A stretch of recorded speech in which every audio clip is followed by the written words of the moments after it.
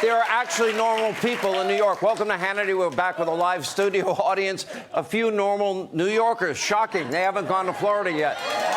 Anyway.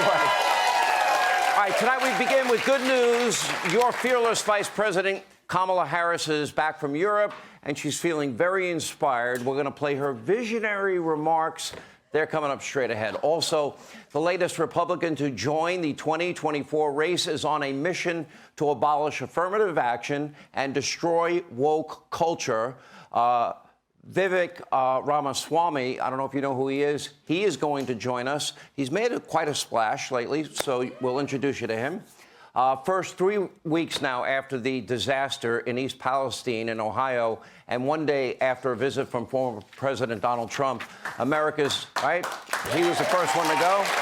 America's underqualified transportation secretary, Pothole Pete, finally made a trip over to Ohio.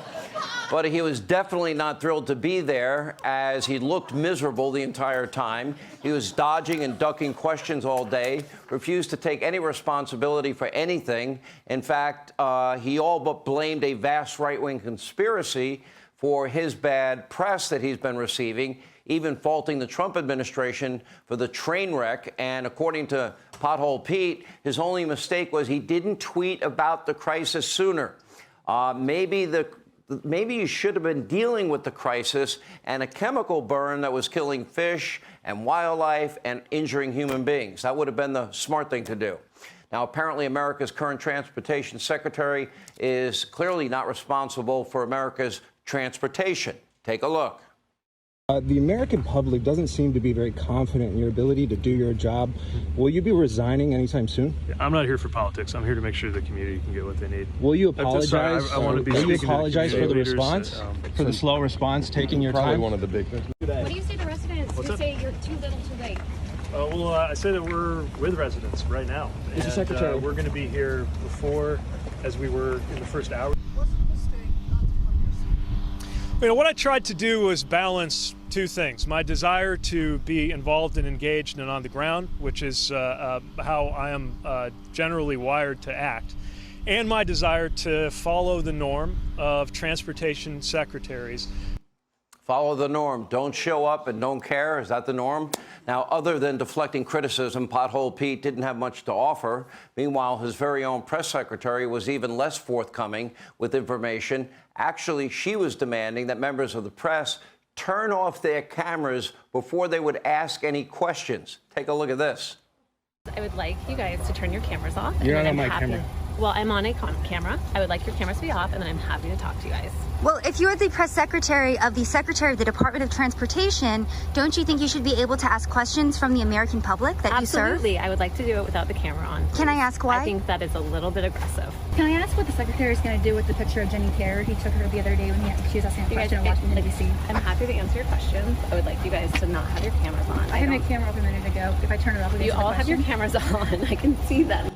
From the most transparent administration they promised in history. Okay, let's get this straight. The Biden administration totally ignored what was the controlled toxic chemical burn in East Palestine for weeks. They looked the other way as local fish and animals were dying. They didn't seem to care that people were getting sick or that streams and creeks had a metallic sheen to them.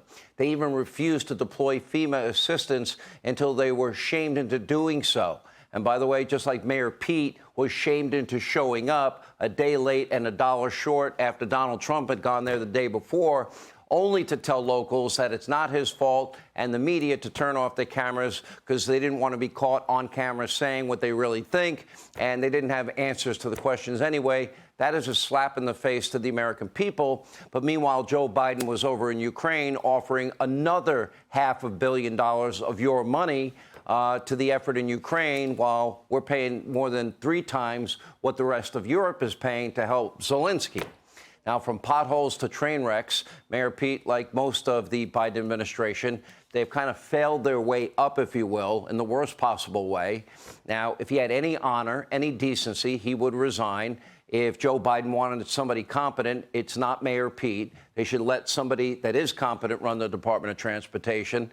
Sadly, that won't happen, and Pothole Pete feels entitled to this very important job, and we see what happens when you don't have the right person leading the way.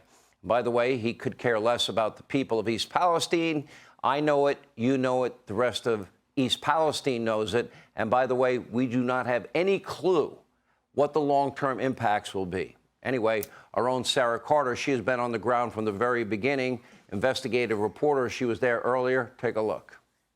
Was it kind of frustrating that the Secretary of Transportation, Pete Buttigieg, came down, but he came at 8 o'clock in the morning? Did you even have an opportunity to see him or ask him a question?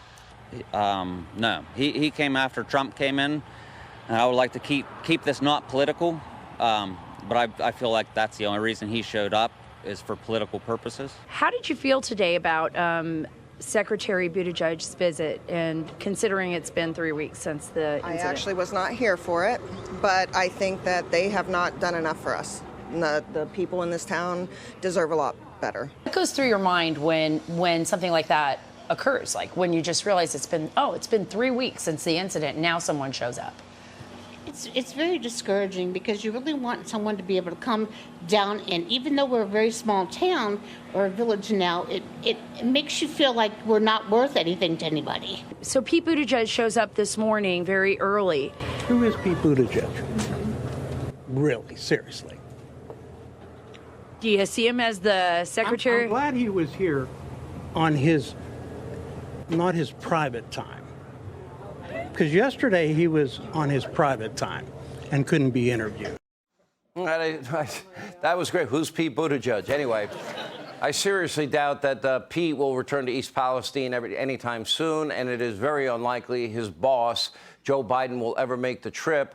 Middle-class Joe doesn't seem to give a rip about the middle class, never has, never will. And by the way, it's not in Delaware. He rarely leaves Delaware.